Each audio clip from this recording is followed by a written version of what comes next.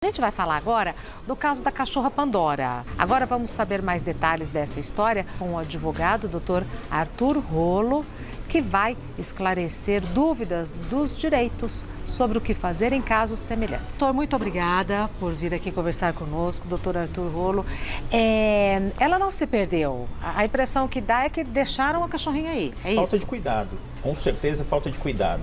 A partir do momento em que o tutor coloca o animal para viajar com a empresa aérea, coloca na sua caixinha, tudo etc. Certinho. É um serviço bastante caro, mais de R$800, quer dizer, custa mais do que a própria viagem do tutor. E tem que ter cuidado da empresa aérea. Então foi falta de cuidado, não há dúvida, e um tratamento como se fosse uma bagagem normal. É um animal, é um ser vivo, gera um cuidado extraordinário e assim como tem extravio de bagagem, houve extravio do animal. Então, mas eu fico... Uma outra questão que merece a nossa atenção, eu fiquei atento aqui na introdução da matéria, 45 dias perambulando pelo aeroporto. Isso mostra que o aeroporto é um ambiente inseguro, porque 45 dias um animal ficou perambulando pelo aeroporto sem câmera, sem sensor de presença. Um caso que teve tanta repercussão, não é? Acharam outros animais ali na área também, outros animais foram encontrados ali, parece que havia lá um buraco na cerca, então, ou seja... A segurança está comprometida. A segurança aeroportuária do maior aeroporto da América Latina. E então, esse episódio, ele traz algumas coisas importantes. Transporte de animais aqui no Brasil precisa ser aperfeiçoado, revisto. Eu não tenho coragem de viajar com a minha cachorra porque... Eu também não. Também não, porque isso gera um abalo da credibilidade dos serviços. Exato. Você não quer, você tem todo um carinho, né? Hoje em dia a ligação das pessoas com os animais são membros da família, membros da família. Aí você coloca o seu membro da família, porque tem critérios, Regina, que para poder viajar na cabine tem alguns critérios. Tem um número máximo de 3 animais por voo, né? Cada empresa tem a sua política, mas geralmente são 3 animais por voo no máximo e até 10 quilos com a embalagem, vamos dizer assim, né? Com a casinha, com a caixa de transporte, com a malinha. Então, até 10 quilos. Passou disso, e era o caso da Pandora, até pelo porte, o porte tem que ser pequeno também, né? Até pelo porte, é um compartimento específico de carga, que dá problema, tem histórico também. Esse caso teve um final feliz, mas a gente tem vários casos julgados aqui no Brasil de desfechos tristes, de animais que morrem e que aí vai para indenização, não tem jeito. Mas, doutor, vamos supor, esse caso teve um final feliz, é claro que ainda está... Muita água ainda vai passar por debaixo dessa ponte, mas supondo que eu precise viajar e despacho, porque no fundo você despacha, né? Sim. O seu animal, você despacha. Acontece o pior. O que eu posso fazer? A reclamação ela tem que ser feita no momento, assim como aconteceu no caso da Pandora, não deixar a área de desembarque do aeroporto, em hipótese alguma, igual uma mala, sem fazer a reclamação, exatamente. Exatamente. Guardadas as devidas proporções, né? O apego afetivo é muito maior, mas chegou lá, cadê o meu animalzinho? O animalzinho, por exemplo, às vezes acontece, o animal chega e está letárgico, né? Ele não está bem, você percebe que o animal não está bem. Opa, o meu animal tá diferente, não está bem. Então, primeiro tem que dar ali uma examinada. Tira ali da caixa, vê como está o comportamento do animal e etc. Está tudo em ordem, leva embora. Não está alguma coisa, tem algum problema, faz o relato da reclamação ali na hora. E olha, eu tive um problema, uma vez uma bagagem minha chegou com problema, eu fui fazer o relato com o funcionário se recusou.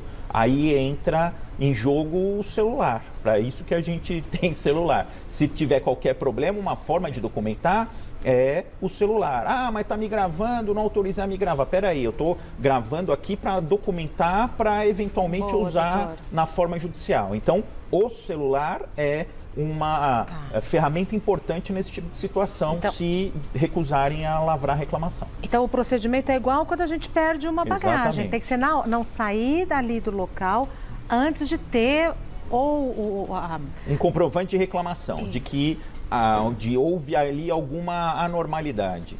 Pode ser, por exemplo, a caixa pode estar quebrada, porque essas caixas têm um custo alto também. Essas caixas, e quem está viajando sempre, se, por exemplo, chega a caixa quebrada, é um direito à indenização que gera. A empresa tem que repor aquela caixa para você poder continuar viajando com aquela caixa. Antes de entrar aqui, a gente estava conversando, as empresas aéreas têm esquecido. A gente teve um caso recente de uma criança com autismo que também teve lá um problema com a empresa aérea, foi esquecida pela empresa aérea. Doutor. Sim, tem caso de pessoas com deficiência, já teve caso de deputada federal que não tinha aquele ambulift, aquele elevador para pessoa com deficiência, e ficou 2 horas dentro esperando o ambulift para tirá-lo do avião. Então, ou seja, temos um problema aí com o transporte aéreo. Precisamos melhorar a qualidade e concorrência.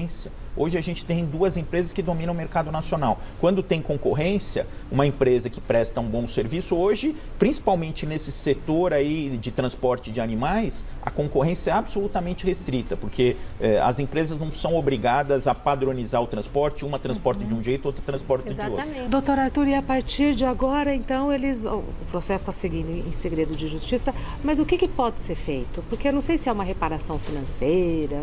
É lamentável que tenha precisado do processo, né? Porque o Reinaldo, eu acompanhei de fora, né? De longe, mas alguns vídeos ele reclamando da falta de assistência. Por mais que o desfecho tenha sido feliz, essa falta de assistência, esse sofrimento, essa emoção do reencontro, na verdade, mostra o sofrimento de 45 dias de procura. E isso, obviamente, merece uma compensação. A compensação da justiça brasileira não é das melhores, né? Tem aí um caráter de recompensar o sofrimento desse período para os tutores e um caráter para desestimular comportamentos semelhantes por parte da empresa. Então, para dar um chacoalhão na empresa, falar, olha, não pode continuar não assim. Pode ficar dessa forma. Então, vamos esperar. Também não precisaria de um abaixo-assinado, precisa ter consciência social. As empresas aéreas precisam ter consciência social. E a gente está falando de cães e gatos que têm um transporte que pode ser feito dentro da cabine. Para outros animais, por exemplo, de estimação, como coelho, por exemplo, não existe a possibilidade de transporte dentro da cabine. Então está na hora de regulamentar. Eu acho que é um chacoalhão nas empresas aéreas para que elas disciplinem esse tipo de transporte, e a ANAC também tem que fazer isso. Eu também acho. Agora, doutor, o final foi feliz, está tudo muito bem e tal, mas o desfecho foi o melhor possível, mas não foi graças à companhia aérea. Não. E obviamente que tem aí uma compensação, o juiz vai arbitrar uma indenização. Nesse tipo de caso aí, eu daria um teto de uns 50 mil reais, não é mais do que isso, porque a gente tem casos de indenização de vidas perdidas, vidas humanas perdidas, de menos de 100 mil reais. Eu já vi casos de indenização de vida de 20 mil reais aqui em tribunal brasileiro. Dói, né? Dói porque não é pelo o sofrimento... Dinheiro, não tem como retornar ao estado anterior. É alguma coisa, mas 20 mil reais por uma vida, seja de um animal, seja de uma pessoa, é nada. Temos perguntas do pessoal de casa, vamos dar uma olhada. A Bruna pergunta, melhor dizendo, a companhia aérea é obrigada a dar assistência imediatamente? Tem que dar assistência imediatamente, nesse caso demorou um tempinho. O que era assistência nesse caso? O Reinaldo precisou ficar fora da casa dele, então tem despesa de hotel, tem despesa de alimentação, tem despesa de transporte, então dá aquele suporte, um suporte de repente até psicológico para aguentar. E também às vezes, eu não sei especificamente a vida do Reinaldo ou como que é o trabalho dele, mas se for um autônomo, por exemplo, precisa de um suporte financeiro. Para veterinária. É o que a gente chama de lucro cessante, aquilo que a pessoa deixa de receber naquele período em que deixa de trabalhar. Eu, por exemplo, enquanto advogado, se eu deixar de trabalhar, eu deixo de receber. Então, se eu deixo de receber, eu tenho que ter aquela compensação pelo período que eu não estou podendo trabalhar e estou procurando o meu animal. E prever as despesas que certamente ocorrerão para restabelecer o bem-estar da Pandora? Despesas de veterinário, despesas, por exemplo, de um suporte nutricional, despesas de, por exemplo, vermífugo, de um banho específico lá, porque de repente pegou carrapato, tirar carrapato, esse tipo de coisa. Todas essas despesas são o que a gente chama de danos materiais. O que são danos materiais nesse caso do Reinaldo? Despesa de hospedagem, despesa de alimentação, o que ele deixou de ganhar nesse tempo que ele ficou sem trabalhar, e todas as despesas de tratamento, despesa, por exemplo, de viagem, porque ele tinha uma viagem posteriormente marcada que ele deixou de fazer, ele teve que reprogramar a vida dele, tudo isso é passível de indenização. Tá. Mais uma pergunta. Ana Maria, a família tem direito de acesso às filmagens? Normalmente, como é uma área de segurança, e o fornecimento dessas imagens envolve questões de segurança, normalmente isso é feito ou por via de delegacia ou por via judicial. Já tem um processo em trâmite, o juiz pode requisitar as imagens, mas normalmente corre por segredo de justiça, até para que não haja um acesso indiscriminado, porque isso pode ser usado, por exemplo, por uma quadrilha para identificar as vulnerabilidades do aeroporto. Por que está em segredo de justiça? Então, provavelmente por questões relacionadas à filmagem, a algum documento, porque envolve segurança aeroportuária. Isso, por essas questões. Ah, tá bom. Mais uma. Mariana, quanto tempo demora uma causa dessa? Varia de tribunal para tribunal, de juízo para juízo, normalmente 1 ano em primeira instância e mais 2 anos em segunda instância. Tem estados que vai mais rápido e estados que demora mais. Tá. Mais uma. Da Lua. Lua. E se o pet morre? As consequências são mais sérias? E se não tivessem achado, como ficaria? Eu falei, Lua, porque eu também pensei nessas questões. Bom, se não acha, tem uma indenização maior do que nesse caso específico, e se morre também.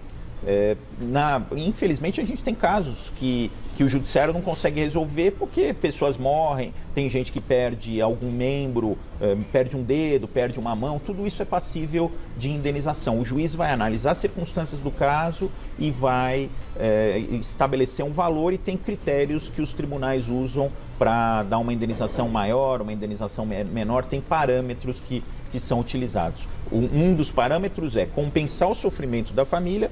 Outro parâmetro é punir a empresa para não acontecer mais isso. E para que outras pessoas não passem, né? Por isso. Justamente, para evitar episódios semelhantes. E forçar a empresa tem agora que ter uma nova política de transporte de animais. Isso é um caso para a empresa, é um parâmetro, um divisor de águas. Todas as empresas aéreas brasileiras, a partir desse caso, precisam repensar o transporte de animais. E não precisam esperar a ANAC regular, não precisam esperar abaixo-assinado.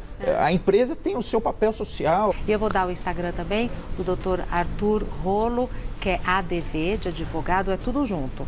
ADV Arthur Rolo. Arthur com TH, Rolo com 2 L's. ADV Arthur Rolo. Muito obrigada. Eu que agradeço. Algumas considerações finais, doutor? Considerações finais para verificar antes o transporte. Agora está num período de incerteza, as empresas estão revendo os seus protocolos internos, então deixa acomodar primeiro, deixa o cãozinho em casa com todo cuidado, com todo conforto. Vamos evitar até que essas empresas revejam seus procedimentos e adotem condições mais dignas de transporte dos animais.